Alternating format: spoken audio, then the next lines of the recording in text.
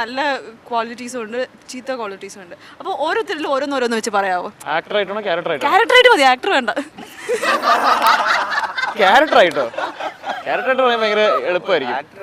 പക്ഷെ നമുക്ക് അറിയില്ല, നല്ല ഇൻട്രസ്റ്റിംഗ് ആയിരിക്കും ചിലപ്പോൾ. ക്യാരക്ടറായിട്ട് പറയുന്നത് സുഖമില്ലല്ലോ അല്ലേ? അന്ന് ആക്ടറായിട്ട് പറ, അല്ല ക്യാരക്ടറായി അത് ആക്ടർ. എല്ലാവർക്കും ആക്ടറായിട്ട് അറിയാനായിരിക്കും താല്പര്യം. അന്നക്കിളിയുടെ നല്ല ക്വാളിറ്റി, അന്നക്കിളിയുടെ പേഷ്യൻസ്. അന്നക്കിളിയുടെ മോശം ക്വാളിറ്റിയും അന്നക്കിളിയുടെ ചില സമയത്തുള്ള ലാക്ക് ഓഫ് പേഷ്യൻസ്. അടുത്ത ആളാരാണ്? ആർക്ക് കേൾക്കണം? നിന്റെയോ?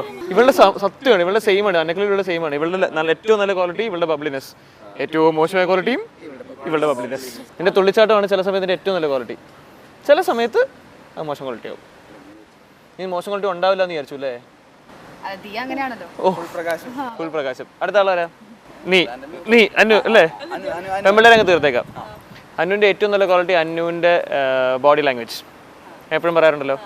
അതിനോട് ഏറ്റവും മോശം ക്വാളിറ്റി അന്നുവിടെ ഇതായിരുന്നു, എന്താ പറയുക, ഷോർട്ട് അറ്റൻഷൻ സ്പാൻ, ശ്രദ്ധയില്ലായ്മ. അത് നിങ്ങൾക്ക് അറിയാമല്ലോ. മറ്റേ സീൻ ഓർമ്മയുണ്ടോ? നമ്മളൊരു സീൻ ഷൂട്ട് ചെയ്യാൻ നേരത്ത് ഞാൻ എല്ലാവരോടും സീൻ ഫുൾ നറേറ്റ് ചെയ്ത് തന്നു. എന്നിട്ട് അന്നു മാത്രം പിടിച്ചിരുത്തി ഫുൾ സീൻ നറേറ്റ് ചെയ്തതിന് ശേഷം അന്നു മാത്രം ഉണ്ട്, ഞാനൊന്നും കേട്ടില്ല, ഒന്നും കൂടെ പറഞ്ഞു തരാമോ എന്ന് പറഞ്ഞാൽ ഞാൻ ശിക്ഷ കൊടുത്തവർക്ക്. നിനക്കറിയായിരുന്നു അത്? പെട്ടെന്ന് കണ്ടുപിടിച്ചു. അതെ. ഇനി അടുത്ത ആള് റോഷനോ? റോഷന്റെ ഏറ്റവും നല്ലത് റോഷന്റെ commitment, of course, as any actor. അത് കണ്ട് പഠിക്കണല്ലോ എല്ലാരും.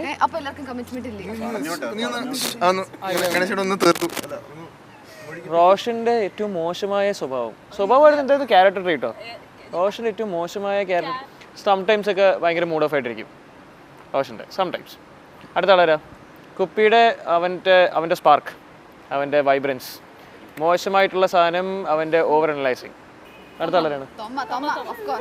തൊമ്മയുടെ നാച്ചുറാലിറ്റിയാണ് അവൻ്റെ ഏറ്റവും ബെസ്റ്റ്, അവൻ്റെ natural reactions which is incredible. തൊമ്മയുടെ ഏറ്റവും മോശമായ സ്വഭാവം ഞാനായിട്ട് പറയേണ്ട ആവശ്യമില്ലല്ലോ, അനാവശ്യമായിട്ട് ഷോക്ക് അടിച്ചിരിക്കും. സെൻറ്റി, ഫുൾ ടൈം സെൻറ്റിയാണ് ആള്. അരുണിൻ്റെ ഏറ്റവും നല്ല ക്വാളിറ്റി എഗൈൻ അവൻ്റെ പെർഫോമൻസ്. ആൻഡ് അവൻ്റെ ഏറ്റവും മോശമായ ക്വാളിറ്റി അവൻ്റെ ഈസ് വെരി ഡിസ്ട്രാക്റ്റഡ്. അതെ, ഉറക്കം വരുന്നു, ഡിസ്ട്രാക്റ്റഡ് ആണ്. പിന്നെ അതാണ് അവൻ്റെ ഏറ്റവും മോശമായ ക്വാളിറ്റി എനിക്ക് തോന്നിയിരിക്കുന്നത്.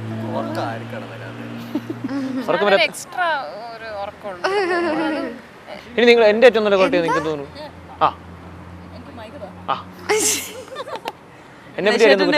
എനിക്ക് ഏറ്റവും ഇഷ്ടം ഗണേശൻ ഭയങ്കര പേഷ്യൻ്റ് ആണ്. പിന്നെ എനിക്ക് ഒരിക്കലും ഡയറക്ടർ ആണെന്നൊന്നും എനിക്ക് തോന്നിയിട്ടില്ല. ഞങ്ങളുടെ ഒരു ഫ്രണ്ട് എങ്ങനെയാണോ സംസാരിക്കുന്നത് അങ്ങനെയായിരുന്നു, സത്യമായിട്ടും അങ്ങനെയല്ലായിരുന്നു.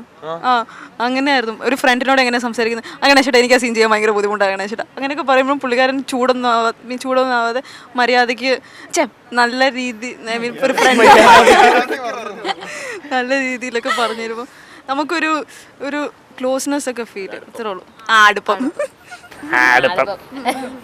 ഗണേശൻ്റെ ഞങ്ങളുള്ള ട്രസ്റ്റ് ഉണ്ടല്ലോ, അതായത് എപ്പോഴും ഇങ്ങനെ അഴിച്ചുവിട്ട് മക്കൾ എന്ത് വേണം ചെയ്തോ, ഇംപ്രവൈസ് ചെയ്തോ, മാറ്റണമെങ്കിൽ മാറ്റാം, ആ ഒരു കോൺഫിഡൻസ്, ആ ഒരു ട്രസ്റ്റ്, അതാണ് ഞാൻ ഏറ്റവും അപ്രീഷിയേറ്റ്. അതെ, ഞങ്ങളിൽ ട്രസ്റ്റ് ചെയ്യുക എന്ന് പറഞ്ഞത് വലിയ കാര്യമാണ്. ബിക്കോസ് ഞങ്ങളെല്ലാവരും ഫസ്റ്റ് ടൈമേഴ്സ് ആണ്, ചേട്ടൻ്റെ ആദ്യത്തെ പടമാണ്. അപ്പോൾ ഞങ്ങളിൽ അങ്ങനെ ട്രസ്റ്റ് ചെയ്ത് ആ റിസ്ക് എടുക്കുക എന്ന് പറഞ്ഞാൽ അത് വലിയ കാര്യമാണ്.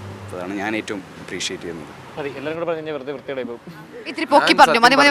നമ്മൾ ഇതിനു മുമ്പ് വേറൊരു ഇന്റർവ്യൂ ചെയ്തായിരുന്നു, ഞാൻ ഗണേശേട്ടൻ ഇല്ലായിരുന്നല്ലോ. അപ്പൊ അവിടെ ഞങ്ങളുടെ അടുത്ത് ചോദിച്ചായിരുന്നു. അപ്പം മുതൽ ഞാൻ ഗണേശേട്ടനെ പറ്റി ചീത്ത എന്തെങ്കിലും പറയാൻ ആലോചിച്ചുകൊണ്ടിരിക്കുക. കിട്ടിയോ?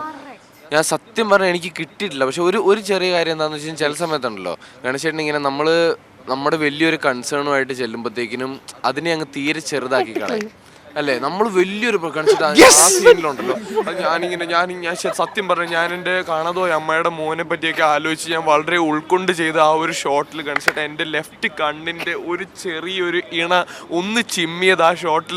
കുഴപ്പമില്ല, അതൊക്കെ എഴുതി പിടിച്ചോളാം. നമ്മളിങ്ങനെ നമ്മൾ ഇത്രയും വലിയൊരു കാര്യം ചെല്ലുമ്പോഴത്തേക്കിനും അപ്പൊ അത് ഞാൻ തന്നെ നോട്ടീസ് ചെയ്തിട്ടുണ്ട്. ഏറ്റവും കൂടുതൽ നോട്ടീസ് ചെയ്യുന്നത് റോഷൻ സൈഡിലാണ്. ഭയങ്കര കമ്മിറ്റ്മെന്റ് റോഷൻ വേണ്ടി ഗണേശ് ആ സമയത്ത് പേടിക്കണത് ഓക്കെയാണ്. രാത്രി ഇരുന്ന് മറ്റേ നോട്ട്സ് ഒക്കെ എഴുതിക്കൊണ്ട് വരുമായിരുന്നു. എന്നിട്ട് ഞാൻ ഗണേശേട്ടാ എനിക്ക് ഇന്ന് രാവിലെ 74 ചോദ്യം ചോദിക്കാറുണ്ട്, ഗണേശേട്ടൻ എല്ലാത്തിനും ഓക്കെ അല്ല. അപ്പോ പക്ഷെ എല്ലാവരും കേട്ടിട്ടുണ്ട്. എല്ലാം കേട്ടിട്ടുണ്ട്, പക്ഷെ ഉത്തരം കേട്ടിട്ടുണ്ട്, എല്ലാവരും കേൾക്കാറുണ്ട്. ഓക്കെ, അപ്പോൾ ആദ്യം ഗണേശേട്ടൻ്റെ ഒരു ചെറിയ നെഗറ്റീവ് എന്നുള്ളത് ഇത് തന്നെയാണ്. ഞാൻ എന്ത് വലിയ പ്രശ്നമായിട്ട് ചെന്നാലും അതങ്ങ് ഇടിച്ച് താത്തി ഒന്നുമില്ല ഉണ്ടാക്കിക്കളയും. അപ്പോൾ ഞാൻ അതൊരു വളരെ വലിയ പോസിറ്റീവായിട്ട് എനിക്ക് ഇനി ഒരു കാര്യം തീർക്കട്ടെ. അപ്പോൾ അതെ, ഒരു രീതിയിൽ പോസിറ്റീവാണ്. ഓക്കെ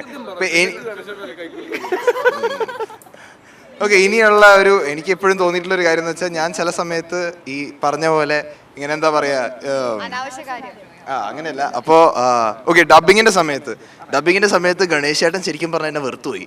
അത്രയും ഞാൻ മടുപ്പിച്ച് കളഞ്ഞു. എന്നിട്ടും അതിൻ്റെ കൂടെ നിന്ന് അത് ശരിയാക്കി എടുത്തു. അപ്പോൾ ഇത്രയും പേഷ്യൻസ് ഉള്ളൊരു മനുഷ്യനെ ഞാൻ കണ്ടിട്ടില്ല.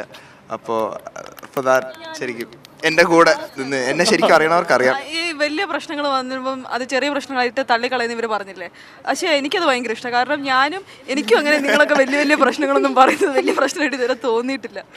അപ്പം പുള്ളിക്കാരന് നിന്റെ ലൈഫിൽ ഇതുവരെ വലിയ പ്രശ്നങ്ങളൊന്നും ഉണ്ടായിട്ടില്ല, അതുകൊണ്ടാണ് നിനക്ക് അങ്ങനെ തോന്നുന്നത്. ശരിയല്ലേ? ഇവളുടെ ലൈഫിൽ ഏറ്റവും വലിയ പ്രശ്നം കണ്ടിന്യൂറ്റി മൂക്കൂത്തി അവിടെ ഇവിടെ വെച്ച് കളഞ്ഞു പോയി. അതൊന്നും അവക്ക് പ്രശ്നമല്ല. അവരുടെ ലൈഫിലെ ഏറ്റവും വലിയ പ്രശ്നം രാത്രി ചിക്കൻ ഫ്രൈ ഇന്ന് ചിക്കൻ ഫ്രൈ കിട്ടിയില്ല. ഗണേശ് ചേട്ടൻ എനിക്ക് 3 നേരം ഫുഡ് ഇടാന്ന് പറഞ്ഞ് വിളിച്ചോണ്ട് വന്നു. ഇന്ന് എനിക്ക് 2 പേരെ കിട്ടില്ല. 3 ഫുഡ് അവിടെ. നാളെ എനിക്ക് 4 നേരം തരുമോ? ചിക്കൻ കറി ഇന്ന് ചിക്കൻ ഫ്രൈ എന്തില്ലാത്ത ഈ മരത്തിൽ കയറാൻ സമ്മതിച്ചില്ല. നീയുണ്ട് ആരില്ലാത്ത? നീ ഉണ്ടായിരുന്നല്ലോ. നീയാണല്ലായിരുന്നേ? കഴിഞ്ഞ ദിവസം ഞങ്ങൾ കോളേജ് വിസിറ്റ് പോയപ്പോഴത്തേക്കും ഒരു മരം കണ്ടു. ഇവൾക്ക് മരത്തിന്റെ മുകളിൽ കയറണം. ഞാൻ പറഞ്ഞു സമ്മതിക്കില്ല, മറ്റന്നാ റിലീസാണ്, നീ എങ്ങനെ മറിഞ്ഞടിച്ച് വീണ് കഴിഞ്ഞാൽ പടം ഇറക്കാൻ പറ്റില്ല. ഒരു ലാമ്പ് പോസ്റ്റ് എങ്കിലും ഞാൻ പറഞ്ഞു എന്ത് ചെയ്താൽ സമ്മതിക്കത്തില്ല. അന്നത്തെ ദിവസം എന്റെ അടുത്ത് 3 മണിക്കൂർ ആൾ മിണ്ടിയില്ല കലിപ്പായിട്ട്. ഞാൻ മരം കയറാൻ സമ്മതിച്ചില്ലാന്ന് പറഞ്ഞിട്ട് അവള് കരയാനൊക്കെ പോയി. ഞാൻ കാണാണ്ട് മറിഞ്ഞടിച്ച് ഒരു വലിച്ചു കയറി നിലത്തടിച്ചൊന്ന് വീഴുകയും ചെയ്തു. സുല്ലിട്ടോ ഇട്ടോ ഇനി മിണ്ടോ?